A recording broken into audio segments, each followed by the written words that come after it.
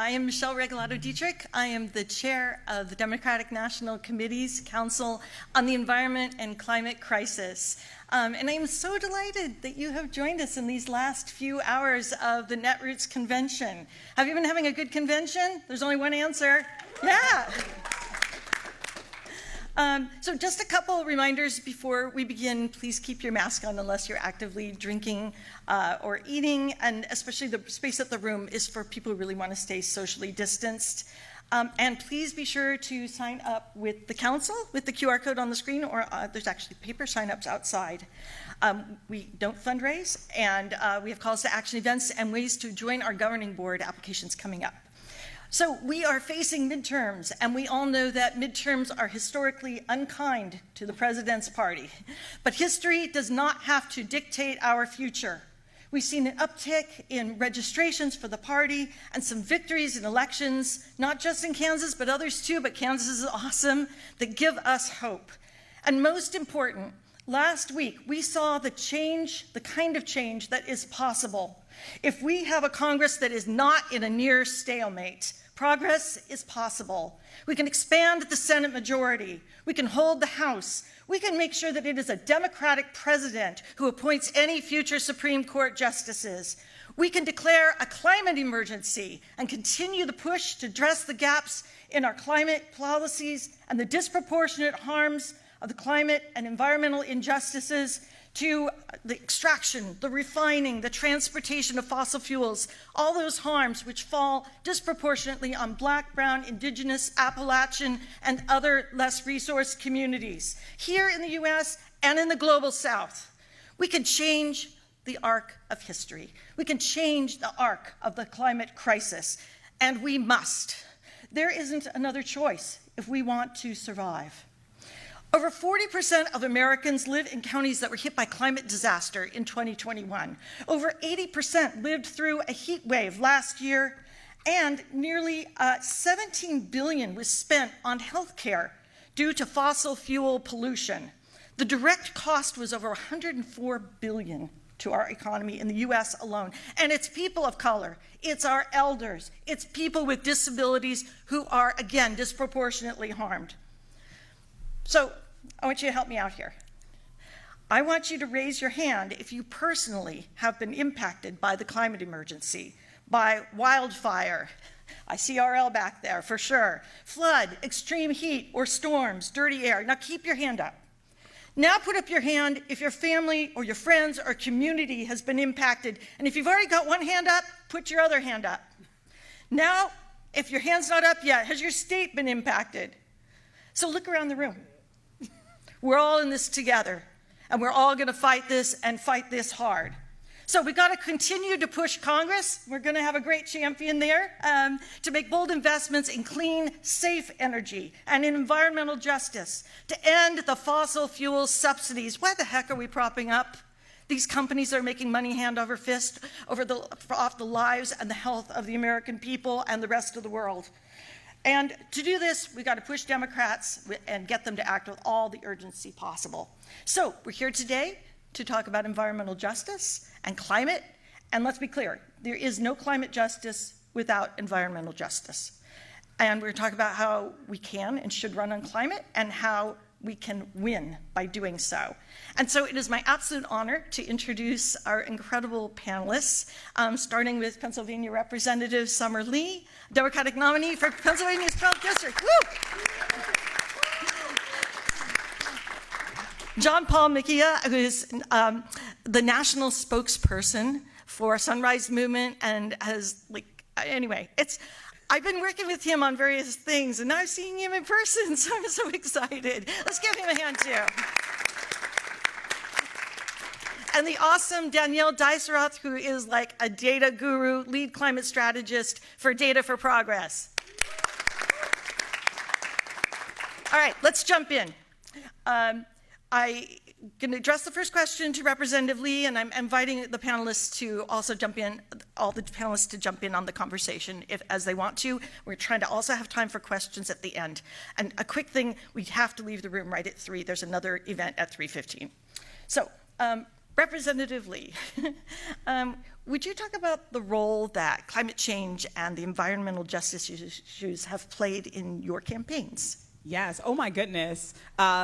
First of all, I just want to thank you, of course, for putting on this panel, but mostly thank you for the framing and really being intentional throughout your entire opening about the environmental justice piece and that piece about all those folks who are impacted. When I first decided to run for office in 2018, it was because and really thinking about, just very intentionally, just how interconnected issues are, particularly for Black folks, for brown folks, for folks of color, and for poor folks. In communities like mine. And what we were seeing and what I was seeing before I decided to run was that if you are Black or brown or poor, you are more likely to live by an environmental hazard.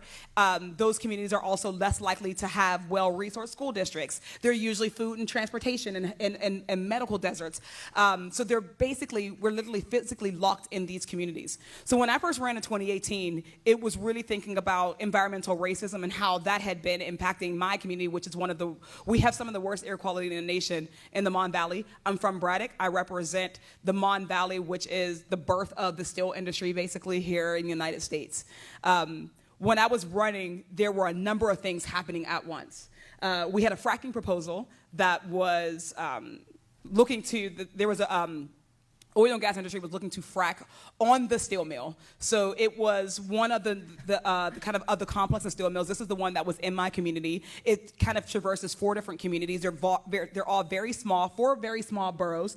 These are the type of boroughs that don't have enough resources to say no when you get big industry coming in and saying, look at your school district, right? You can barely afford to keep the doors open, and this may be the only tax revenue that you get.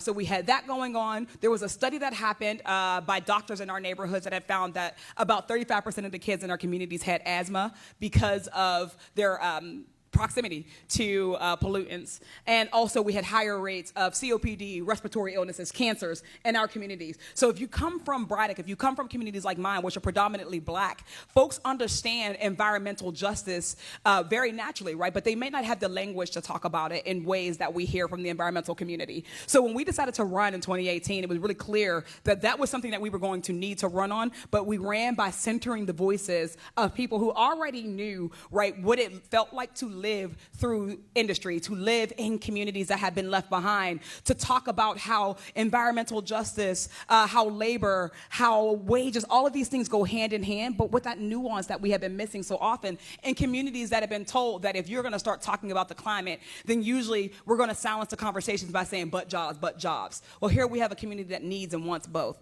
So we ran, and every single door we knocked on, we talked about that fracking proposal, and that's a district that was pretty, I would say, culturally, geographically, racially, socioeconomically diverse, right? And we talked about fracking on Black doors and white doors. We talked about them in city doors and suburban doors. And everywhere we went, resoundingly, the community members did not want that. So our campaign became the container for the organizing effort against that fracking proposal. And from that, we had community groups like Sierra Club, like North Braddock Residents for Our Futures, and so many others, GAS, who were all already organizing, but would then now had a candidate to attach to talk about immediate efforts that we can do both in advocacy now also and in local government to start to change it. And it took about, I think it only happened maybe at the beginning of this year or last year, but we actually finally won, and that fracking well will not happen because the community rose up and organized against it. So it was the whole campaign in large part. Thank you. That's the kind of movement politics and climate leaders we need so desperately. So I was going to ask this question to John Paul, and I was going to ask, what role do you see climate change and environmental justice playing in the midterms this November? You know, is climate going to be on the ballot? You know, we have to make something clear right now, which is the playbook often for Democrats running, being able to win, is going back home to their communities and being able to showcase that they're bringing stuff home, that they're in DC and that they're delivering results. When we get to the conversation of why they should run on climate, I think we should be clear that one of the pillars that Democrats actually got done in this Congress was climate, and it was because they ran on it in 2020, and it is because in 2018 and in every year before that, movements forced them to. So it is a winning mandate. And like Summer said, I mean, the winning platform on which to attach all of these issues to is one that inspires agency. One that inspires a form of imagination and investment in our public institutions that has been rid of for decades. People are excited to have leverage and say over their schools, over their communities, over the places that they call their own. And climate is an amazing opportunity to do just that. Summer wasn't talking about polar bears or parts per million. She was talking to the people of Braddock. And she was talking about fracking. And she was talking about jobs. That's the mandate that we have before us in every single community. Jobs are a way to win. Justice is a way to win. Talking about clean air and clean water, no matter the color of your skin or how much money you have in your pocket, is a winning mandate. And Democrats know this. So for them to go back home and maybe not talk about this or think that it's not a prevalent issue is just sort of like an alternative writing of a history of the past 4 years, I think. And not gonna lie, they should learn something from movements because we've been pretty successful too. So that would be my answer to that.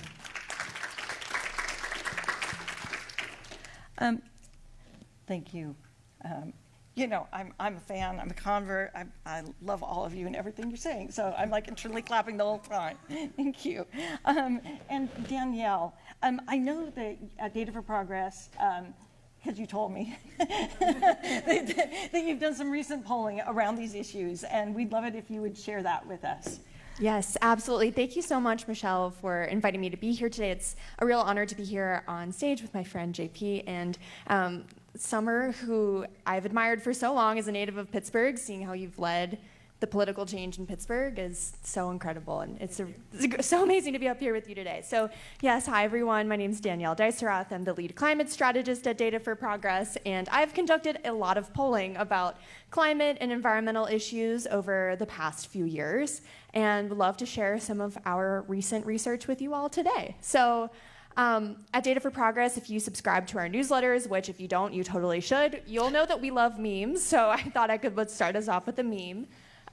Where we were 2 years ago, Joe Biden introduced the most ambitious climate platform in Democratic Party history. And now 2 years later, we have recently passed the biggest climate investment in US history. And it's just a start. Hopefully there is much more to come, but you know, it's pretty incredible to see that after so many ups and downs and twists and turns, if you've been working on climate the past few years, you've had your heart broken about 1 million times by two people whose names might run with Schmanchen and Schminema. But it's amazing to see where we've come. So on the next slide, our research has found that, you know, we've come pretty far. We have something to celebrate, we have something to run on, we have the Inflation Reduction Act, but we have a really far way to go. We should be championing these very popular climate and clean energy investments that we just passed, but moving forward, as JP and Summer have said, we must center communities that are on the front lines of pollution and climate change and ensure that their voices are centered as we transition to an equitable clean energy future. Because without uplifting those communities, we're just going to be repeating the same mistakes of our past. And voters are tired of the status quo. They're tired of empty promises. They're tired of seeing the same communities get the same federal dollars while the people who need it the most are left behind. And that cannot happen in the future. So on the next slide, you'll see just how popular the Inflation Reduction Act is. We've done some recent polling with our friends at Climate Power. And when we center the climate and clean energy investments of the Inflation Reduction Act and tell folks a little bit about it, nearly 3/4 of them support the Inflation Reduction Act. Nearly all Democrats, we've seen over the past few years that climate change has become a central tenet of the Democratic Party platform, and that's not changing anytime soon. Independents are being won over by our, championing of climate and clean energy policies that will create jobs, that will lower energy bills, that will improve our American energy security. And even Republicans can't resist some of the economic benefits that can come with ramping up American clean energy production. And they'll also help, these investments will also help us win in the midterms. On the next slide, you'll see that nearly 2/3 of voters say that they're more likely to support a candidate who champions climate and clean energy investments and backs the Inflation Reduction Act. And that is overwhelmingly Democrats and independents. So who do we need to win over to keep the House and the Senate? Independents. Who likes climate and clean energy investments? Independents. And even, nearly 40% of Republicans, they say that, it's silly to not be championing a bill that will really, pour money into communities and create jobs and lower energy bills. And finally, environmental justice is popular. Some internet pundits might be saying differently, but as I was saying a little bit earlier, folks don't want to see the same communities getting the same money that they've gotten for decades. Folks want to see that the communities that need it the most are getting these federal dollars, and that we should be setting standards to to actually put our money where our mouth is. And that's why, the EJ40 standard is so important. And when thinking about the implementation of this bill, what's going to come next is actually directing these federal dollars into communities, into the states. And that's where the climate movement really needs to show up. We have done so much to push this bill forward and to get something done in Congress. The bar was incredibly low, and we kind of stepped over that very low bar, but now it's time for us to keep speaking loudly, to keep the pressure on our local elected officials to ensure that when they get those federal dollars, that they're going to the right places. Thank you.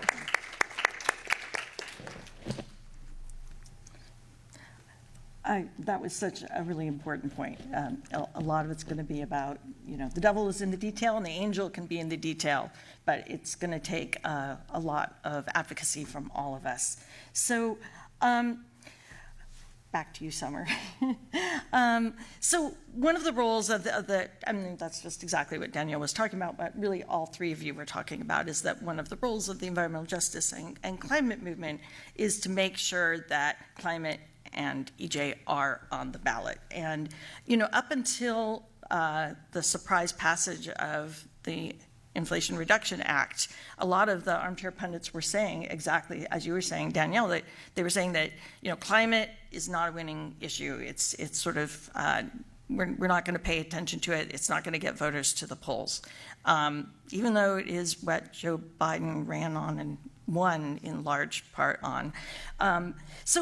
But how do we make sure? How do we make sure that it is? And there's a lot of lessons from what you did. How can we, extrapolate from that for other races, other candidates? So I always try to contain my face when I kind of listen. When people mention the word pundits and what their opinions are, it always kind of triggers me just a little bit. Because the reality is that we already there's an entire industry built around people who pontificate and it's their sole job to tell candidates, to tell the parties what they think, what they believe the people want from them. But they don't knock doors. They are not folks who have lived experiences. They are not coming from the communities of people who are most impacted are the people who care, right? What we've, I think, been seeing, and I think that what an important message is from the environmental justice movement has been, who are we uplifting and who are we listening to when it comes to what motivates voters, what motivates people to possibly become voters. And what I noticed on my own race, and races like mine, right, is that when you're running for the first time, oftentimes, there's going to be folks who are going to come in and they're going to give you kind of a playbook, and they're going to say, you should run on this or you should run on that. You should not run on this, or you should do this. You should spend your money this way. And one thing that I noticed was a really big limitation is how big of a universe, right, we are told to reach out to. And typically from those same consultants, right, who continue to make money in the revolving door, right? There's a vested interest in keeping us from expanding the electorate and to engage people who maybe are not rich, maybe are not going to be aligned with corporate interests, but they're the people who need power to be built from the most, right? As Danielle talks about, those communities who aren't getting those same federal dollars, cycle after cycle. When we ran, is that we expanded the universe. Right? We didn't just talk to super voters. We didn't just talk to people who we already knew that they would vote. And even as somebody who's an elected official, right? When we get the form letters that come in, when folks have either compliments or complaints about policies, compliments or complaints about what we're doing, actions we're taking as legislators, it's usually the same very, very active people. Right? It's rarely people who are just living their everyday, because folks who live their everydays don't necessarily have time to give us feedback, right? They don't have time to show up to the forum, to the town hall. They don't have time to come to the school board meeting or the borough council meeting, but they still have thoughts, and they still want to know that the things that they need the most are being lifted up when we go and they send their representative to these spaces. So when you expand the electorate, when you're a local organization, when you're a local candidate, whether, not even just local, right? Local all the way up to state level candidates, you can make sure that you're putting resources not just into sending mailers, the same type of mailers, to the same 5 households, but what would it look like to ensure that you're not missing, if you live in a community that's majority minoritized, that you're not missing opportunities to include people now in the universe who wouldn't otherwise have been put in it if you listen to certain consultants, right? How are we making sure that we're knocking larger doors? So when we knocked doors that were 18 plus. If you were black or brown, if you had voted since Obama, then we put you in because you had never seen a black woman on your ballot. You had never heard someone talk about environmental racism on your ballot. But those voters existed. Those just aren't the people who are typically being courted. So make sure that we're putting resources. I say the lesson to learn from this is make sure that you are putting resources into getting those swing voters who swing from Democrat to non-vote. You know, even as we talk about who are the independents, right? Independents not a party, right? There are independents that span the ideological spectrum, right? Some of them are environmental racism victims. How are we crafting our language to include them? How are we not using language that keeps them out, but actually brings them in, meeting them exactly where they are, listening to them, including them, centering them? When you're an organizer, you step back. Your whole role is to empower somebody else to make the change. And I think that campaigns can be an important vessel for that. And that's how we use it. I think we see in other races in our region, in Western Pennsylvania, where you're not supposed to win on environmental justice, message. We've seen candidates cycle after cycle, not just me, right? Candidates cycle after cycle in this region across districts running on this message and not just winning, but using this message to bring new people into the party. Yeah, definitely. Do you want, Danielle, John Paul, would you like to jump in on that too? I couldn't agree more. I think that there are so many communities who are impacted by climate change, even if they're not maybe connecting it immediately to climate change. What's impacting people in their own backyards, what's hitting their mailboxes every month with their utility bills, that's what people are going to vote on. And if you're able to lower their energy bills because you're, investing in distributed energy resources in your community, if you're, building new renewable resources, and then people see those tangible benefits, it's going to make them really excited and really more engaged in the political process. And climate change is only going to worsen our extreme weather over the next decades. And, even some people in my own life have really started to become more concerned about climate change because they've been seeing, extreme rainfall impacting communities, impacting, flooding in their own homes. So climate change is going to touch all of us. It already is, as Michelle pointed out earlier in the exercise that we opened with today. So we need to be talking to people and connecting those dots for them. And climate is weaved into every element of our lives, and we need to be talking to folks about that and connecting into those kitchen table issues and what's impacting their kids, their families, their backyards, their homes. I'll jump in here too. Two things that really stuck out to me is the idea of, showing up for people who haven't had folks who showed up for them, and, connecting this to different issues. When I was, I was never a political kid. I mean, I just turned 20. I've been, organizing for a couple years now, but I first...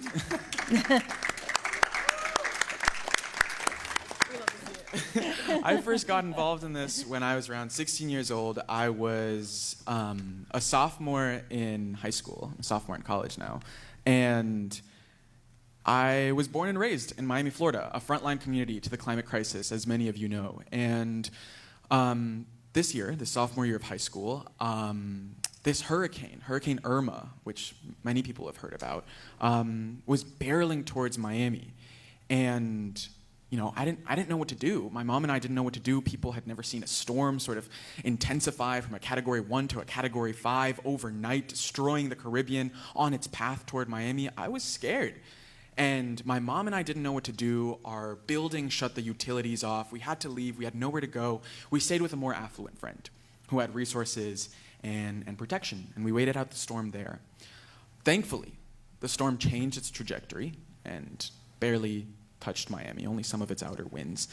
But when I started going back home to communities that looked more like me, that had, the same style of living that I did, I realized who was actually hurt. And I stood there and I looked at a path of destruction of a storm that was carved along the lines of race and class. And as a 16-year-old who had never heard about climate justice before but knew what climate justice was, I finally got it. And I understood how messed up it was. And I looked around and I looked at trees toppled over roofs, and I felt really mad. But I wasn't, the key thing here, though, is that I wasn't mad at a hurricane. I was mad because no one showed up. And that's the feeling that young people feel today. No one's showing up for us. No one has a plan. And that's what got me into the organizing world. I was sick and tired of it. And so the mandate, the very easy, almost obvious mandate that, a party that could be bold, someone who could run in a community that actually sticks onto the mandate, like Summer, like loads of people who are actually running that are like, I'll show up for you. That is how you campaign on climate. That is the winning issue. That is what is actually going to propel us to a future where young people like myself and loads of people in environmental justice communities and in climate frontline communities are not going to feel worthless and are actually going to feel inspired and represented in a political system, and in a democracy that we have to rebuild.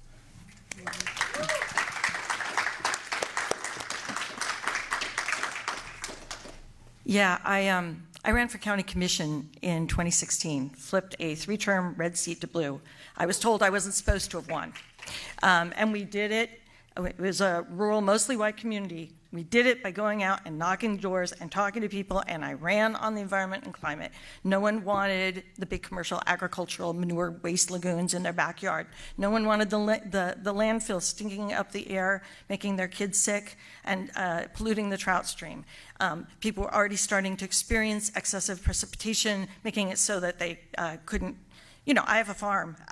We haven't had a crop in 3 years because of climate change. So I think, to me, part of it was, we can't underestimate people. We can't assume they're not going to vote because they haven't voted, right? We have to have that respect for them, that we reach out to them and talk with them about those issues too. So thank you, everyone. And this sort of is, I don't know, I guess complementary about what we're talking about, and I couldn't agree more about I use the term armchair pundits on purpose. It's not a compliment. But it is what candidates deal with, especially if you're a newer candidate or you're not as resourced, right? You hear these things and you think, well, maybe they know better than I do. And one of the things we hear, and I really want to hear what you have to think about it, is that messaging, which is another one of those terms, but that it needs to be keyed to the particular community. And we've already touched on this a little bit, but do you have any thoughts about that? Do we need to frame messaging differently at the local, state, federal level for particular communities? Or is that just too inauthentic a question to start with? Yeah, Danielle. I'll attempt to start us off here.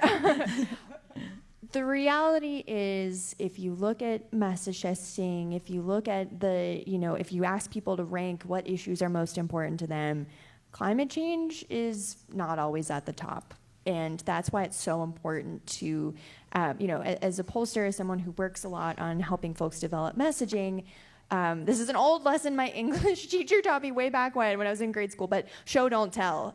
We can't just say, we are addressing climate change. That doesn't move people. We have to say, we are lowering your energy bills because we're getting rid of dirty fossil fuels that are giving our kids asthma, and we're building wind and solar that will last forever because the wind and the sun are never going to run out, and they're going to keep your energy bills low. And that's common sense. That makes sense to people. That that's saying, okay, this is how this is going to materially benefit my life. Because I think for most folks, climate change can be this really big, scary, existential thing that, some scientists are working to try to solve, and, the politicians in Washington are talking a lot about, but that doesn't necessarily mean that's going to impact their daily lives. And when we're talking to folks, we need to, John Paul said this earlier to me, not talk about parts per million, but talk about your bills, what's happening in your community, where your waste is going, where your water is coming from. And that is infinitely more impactful than just, saying the words climate change alone. We have to spell it out. We have to tell people what we're doing, and we have to tell people how we are materially making their lives better. Summer? Yeah. Yeah, to kind of dovetail on that one, and was really thinking about what you were talking about in your last statement. These issues, and as I talked about, these issues are interconnected. And what I think is when I hear, should we talk about things differently? How do we tailor things to each individual communities? I think that is rooted in, one, this idea that because we live in different places that we have different needs. And that sometimes they look different, but doesn't mean that they are inherently different. And I think that the point here is that we have to figure out what the entry point is. And because we know climate to be an intersecting issue with so many other policy points or issues, we need to be equipped to talk about it that way. So when I think about communities like mine, I think about how climate is and how we should treat climate like it's a framework. Right? Racism, we do everything. We built policy on a racial justice lens. You built policy on a disability justice lens. Likewise, as we are moving through, our climate crisis, folks will have to start using climate as a framework. Like their climate crisis will have to be underlined in all of the policy work that we do. And I think that we are starting to get there, and we're seeing more candidates that are embracing that. And when you do that, you'll recognize that there's an entry point for every community, and it might look different in different communities. So for mine, when we talk about climate, we're talking about housing justice, because a lot of the black and brown folks who live in these communities that are by the refinery, by the fracking well, by the mill, they're there because they were restricted from living in communities that didn't have the same environmental pollutions, which means that they were also restricted from living in the communities that had better schools, right? That you can't take those apart. So when we're talking about black and brown folks looking for housing, oftentimes they can't afford housing or get to housing because of transportation or what have you. Your jobs where they are centered, they can't afford to live in communities that are healthier, right? So if you approach it from there, you make sure you make that connection to them, right? As we're talking about healthcare, we're talking about Medicare for all. When you look at a community like mine where we have higher incidence of asthma or COPD or cancer, right now in certain communities by the petrochemical hub, right, we have unique cancers like Ewing sarcoma that kids are coming down with. And we know that there is no other common denominator but for right, that petrochemical hub. And when we think about what those kids need, we're talking about those students who may then miss school. So it's a healthcare issue. But also we know when kids miss school, they're more likely to funnel into the school to prison pipeline, right? So now it's a criminal justice issue. When we're talking about bridges collapsing in Pittsburgh, it's an infrastructure issue. Because of the weatherization that's happening, because of the extreme weather activity that we're seeing, we are going to need to invest in infrastructure on the front end and not the back end. That's a climate change issue, right? So what I'm saying is that this is a message that doesn't matter whether it resonates or not. It's an issue that's prevalent everywhere in this world, on this globe, right? And there are some places that have more privilege to help than other places. I mentioned, right, that we had those 4 communities that couldn't afford to say no. They couldn't afford, and they can't afford to say no when the fracking well comes, when the plant comes, the power plant, or whatever it may be, because they rely so heavily on the revenue that's going to come in. But there are other communities that, instead of just saying, not in my backyard, right, we can say nowhere, right? We need to now use this as a moment to transition. We can talk about what is the future, what are going to be the future economies of certain communities. So it is a job issue, right? Is this going to be the future economy, or are there other economies? Are certain communities allowed to turn the corner into eds and meds in tech and robotic, while other communities are left to rot or left in a graveyard, right? Those are all issues that we can talk about, their entry points. So it should be undergirding everything that we're talking about in 2022 and beyond if we're doing it right and if we're not shying away from it. But there's no excuse for any politician, any Democrat, no matter what, rural, suburban, urban, exurban, no matter what community they're coming from, there is no excuse to not have it rooted in there just as much as they need to have disability justice and racial justice rooted in it. Yeah, I mean, yeah, that's really real. I think, and one of the things that stuck out to me from that is like, it doesn't matter if it doesn't resonate. It's an issue. And from the social movement aspect of it, when you are trying to message to people about an existential crisis that can bring forward a massive abyss of human suffering, there are two things you can do, which are not mutually exclusive. One, tailor your message on common values and principles and other key issue areas that people care about. But two, if public opinion doesn't square up with your issue, because we live in a country where it's legal for the media to be funneled by fossil fuel investments and, garbage, really. You have to change public opinion. Like, you just have to do that. You have to change public opinion. And that's what movements are really instrumental in doing. And I think there's a way to do that where you're not pushing or alienating voters and community members, but you're bringing them in. And so, that's why sometimes I'm not averse to that question, but I am like, sometimes that question constrains the sort of task ahead of us by a certain degree as to like, yes, we absolutely have to bring people in and resonate with them, but we also have to be changing the way that we think of each other as individuals, more as to neighbors, our common home, and sort of the task ahead of us if we are to lead a life that is dignified on a habitable planet. And so I'll just jab from a different side, which is like, yes, we also have to be changing public opinion as well. And fighting the incredible amount of money going into climate disinformation, misinformation, et cetera, from, as we know, for 50 years now, right? They've been doing this. So imagine that you had someone from the DNC Climate Council in front of you, or you were able to speak to the Democratic Party leadership and say, this is what we need to do about being more aggressive in framing this issue and making clear to voters that we are the party that's going to fight for you on environmental justice and on climate. Like, any thoughts? What advice would you give? Not putting anyone on the spot here. You're not putting me on the spot. Awesome. Listen, and I say this with love. I say this with the most amount of love that I can muster, because most marginalized people in this whole world are depending on the Democratic Party, on our party getting it together. So sometimes we just got to say what we got to say. But the reality is that before we can, assume that we do want to be the party of showing up for folks, we have to decide if we want to be the party of showing up for folks. We're going to have to decide if we are going to be the party of the climate crisis, because there's a difference between saying I believe in climate science, I believe in science, and taking these steps, the necessary steps that you need. And right now, too often, we just want to win the moral high ground, and moral high grounds don't matter for us anymore. Moral high grounds don't matter for the communities that are flooding, right? Communities that are crumbling, communities that are, choking. It doesn't matter. We need to be committed to bold action, and that means that we have to separate ourselves from all of those entities that are keeping us from that goal. And there are many entities like that, which means that you can't be the party of corporate interests and climate change, right, and climate justice. You cannot be the party of big money in politics and the party of having a reflective democracy. We can't be the party of poor and working class people and be the party, right, that continues to cater to the rich and to the elite. And right now, we're at this crossroads that seems like a big tension. And that's why we're seeing that tension, right? It's easier right now, and it's more comfortable right now to talk about where or if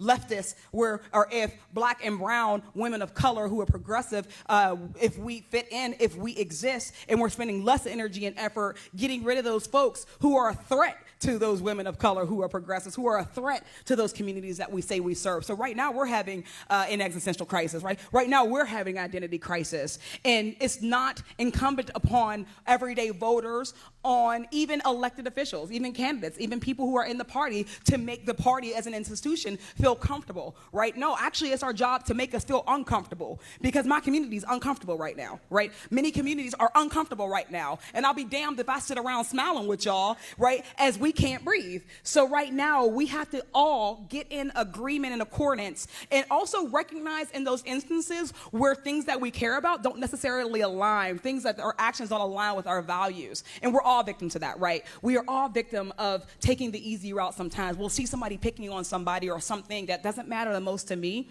but it's actually connected, right? When I see somebody treating another candidate or another community in this way, there's a connection to it. And if we'll turn the other cheek when they're doing it there, then we can't then say that we are about those values. So right now, the number one, so that's the first advice: who are you going to be? The second advice: what master are you going to serve? And the third advice is that being progressive is not just in your policy, but in your politics. How are you doing your politics? How are you moving, right? In what ways are you not keeping gates, but you're tearing gates down? In what ways are we creating space for the most impacted, so that, you know, they don't have to keep talking about having a seat at the table and folding chairs and all that, right? How are we just building new structures so that we don't have to now make room for people who were not welcome at the original structure? Because Black and brown folks are tired of coming into the institutions that we weren't welcome in the first place, right? So I think those are those three important things for me that we're going to need if we're going to be very serious about tackling not just the climate crisis, but every other one of these crises that we have.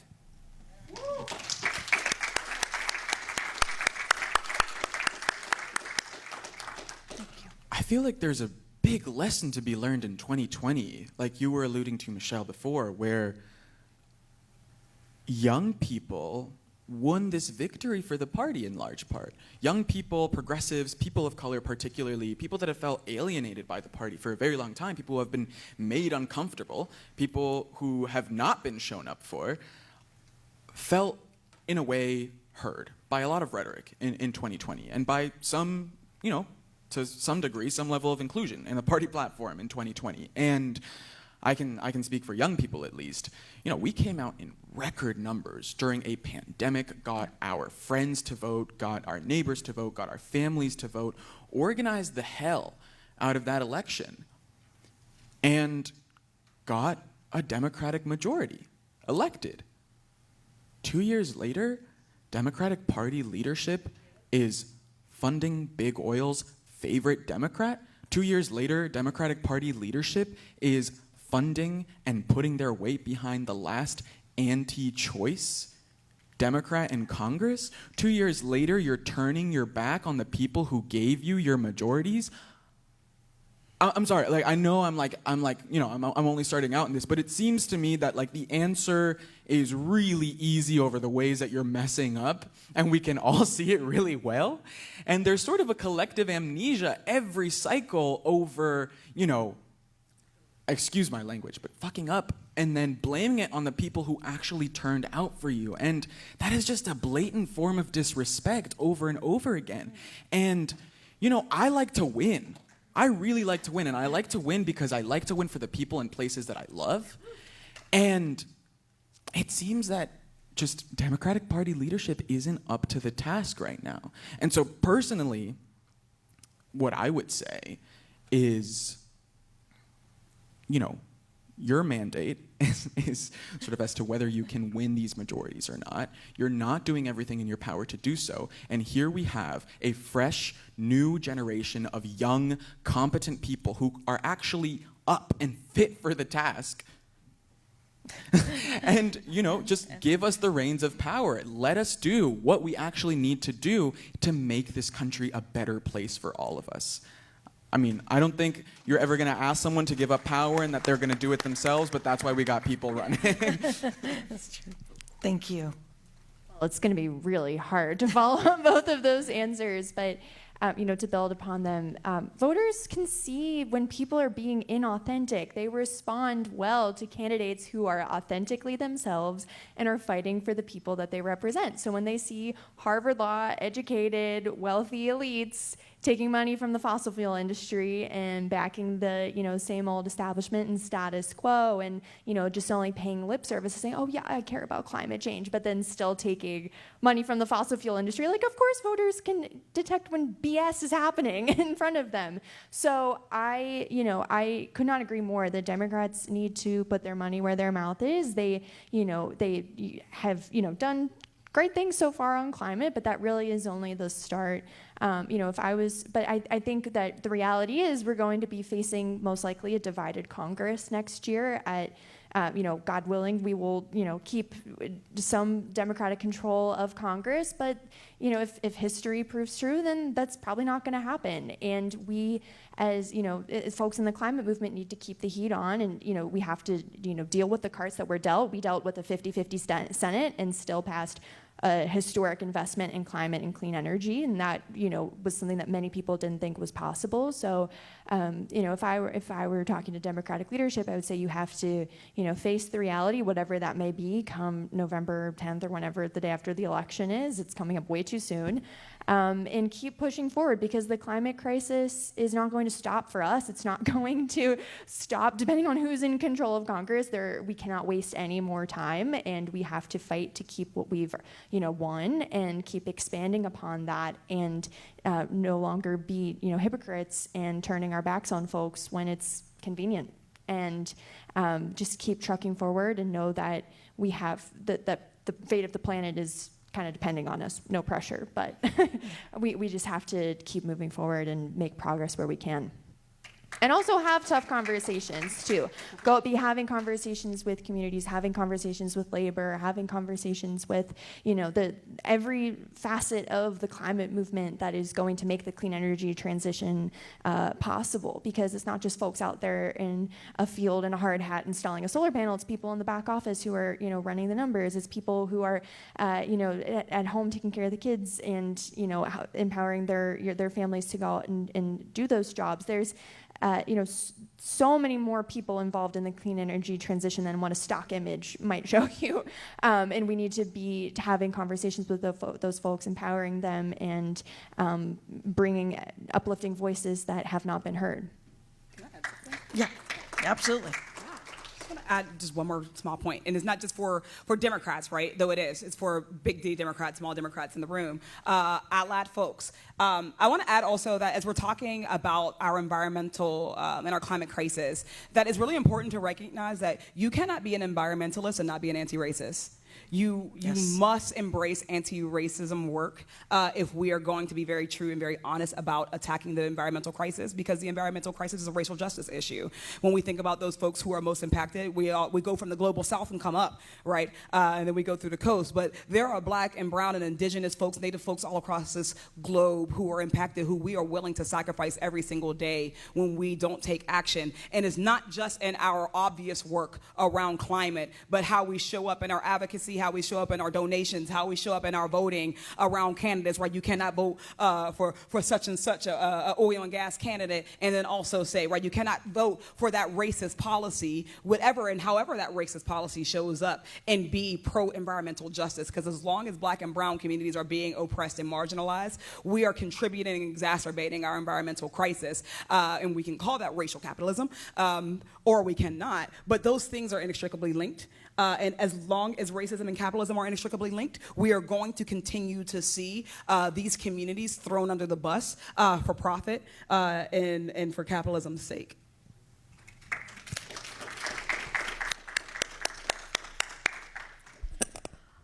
Okay, we have some time for, for me to clear my throat. We have some time for audience questions, and I tell you, I'm looking into super bright lights, so I am asking, Mary over there is going to be moving around with the microphone, and if I,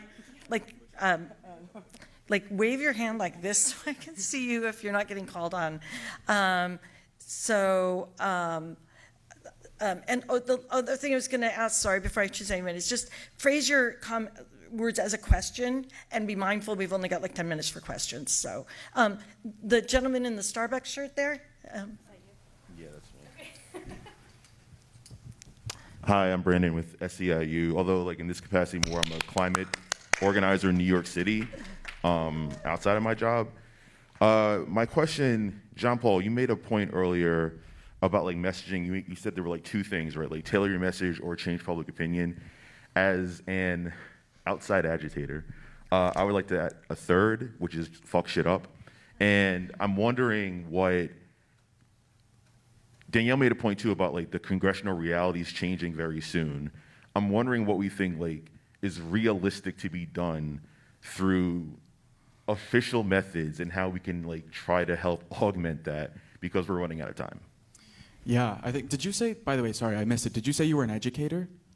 No. Oh, sorry, I made that up in my head. No, I'm a climate organizer in New York City. Oh, okay. And I do labor as like my day job. Yeah, I mean, I think you know, from the movement side of things, at least, what we're working on in Sunrise right now are campaigns to do just that. You know, as Danielle mentioned, we might not have an opportunity for federal legislative investment at the scales, at the next scale of like another BBB, maybe for a few years. But there is, as the guy in front of you told me last night, Ben Beachy, there is money coming down from the IRA going to communities, and there's a real possibility that if we don't set our eyes on how that money gets spent, that it could reinforce the same inequities as before.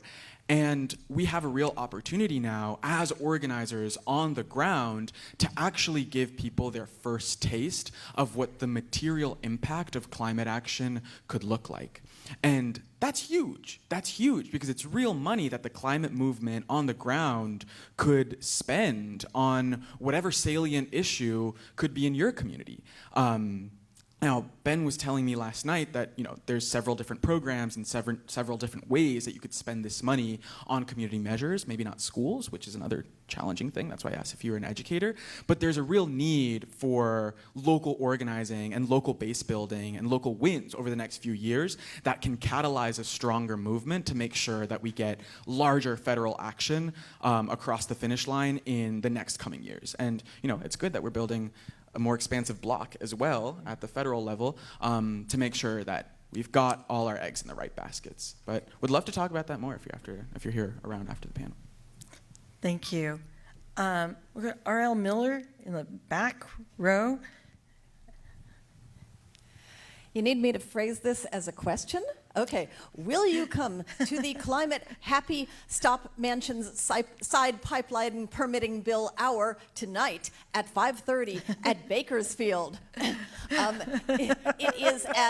It is at 940 Penn Avenue, and the password, and it is limited to the first 25 people. It's an open bar, and the password is the name of the county in which Bakersfield is located, because Bakersfield is the biggest oil-producing county in California. The bar is underground, and so is the oil. Thanks. Thanks, R.L. Let's see. I can't even see. Front row, green shirt, I think. Yeah, right there. Sorry. Sorry, Brad Johnson with the Hill Heat newsletter. I kind of woke up this morning reading a story about how the state of Louisiana is blocking flood control funds to New Orleans because New Orleans isn't enforcing their anti-abortion mandate. And I'm just like kind of constantly impressed about how intersectional the Republican Party is, and like how enthusiastic Fox News, more than anybody else, was like talking about the Green New Deal on the national level. And I'm kind of wondering, like, I mean, you've talked a lot about like what the changes that need to happen in the coalition of the Democratic Party, but I'm wondering if like you think that it's possible that we can have a Democratic Party that recognizes how interconnected all these issues are. And maybe specifically, on the national level, I'm seeing like a lot of enthusiasm for like the natural gas boom, and I'd kind of like what it's like. You've seen that in Pennsylvania politics and what that's been like in the ground. Thank you, Brad, and I'm sorry I didn't recognize you with the lights in my eyes. So, to be clear, because I was like looking off into the sunlight. That light is very bright. You have no idea. Yeah. So you're asking if we believe that there will be some consensus around it, like if we're seeing any sort of movement kind of within our political system? I guess all I'm saying is that when I'm just paying attention to national politics, I see a national Republican Party that is totally committed to finding the ways to build a future that is exploitative Yes. and abusive. Will we ever match that energy? And what But do on we the have? positive And side. what do we have to do to recognize that we have to? I mean, you kind of got a little bit with the corporate and climate justice, but maybe just even specifically on this issue of fracking and natural gas. We have. Yeah, honestly, frackers in Yeah. in the White House. This is I can't personally, and I'm not the expert, and there are other folks who have different expertise for me, but what I see from my colleagues, particularly in Pennsylvania politics, and I imagine this is everywhere, that I see two things at play, and they kind of go hand in hand, right? It's the power of incumbency, that desire to have the job and then keep the job for whatever of the myriad reasons they want to keep that job, and then the money that they're needing to keep that job. And then they are kind of self-fulfilling prophecies at that sense. I don't know what further information, we would need to show that this is bad. Right, to show that inevitably we are going to need to transition.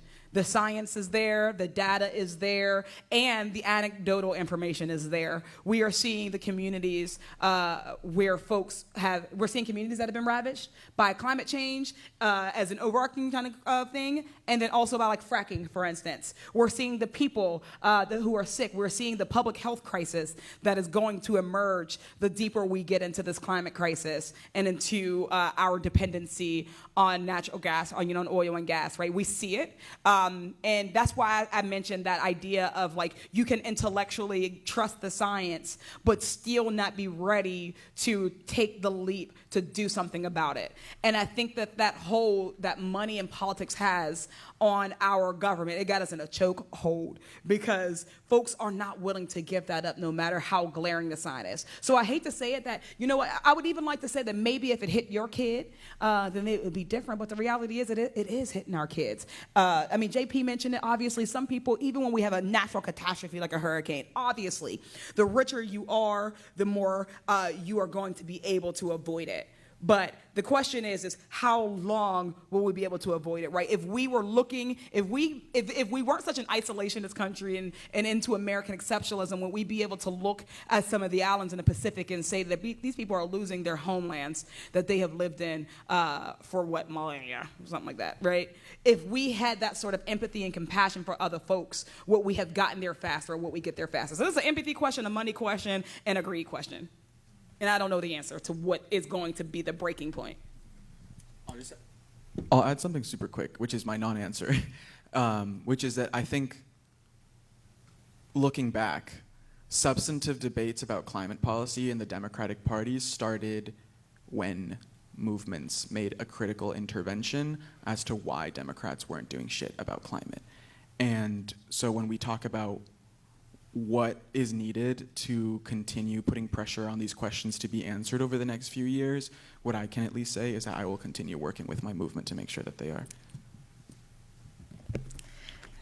Thank you.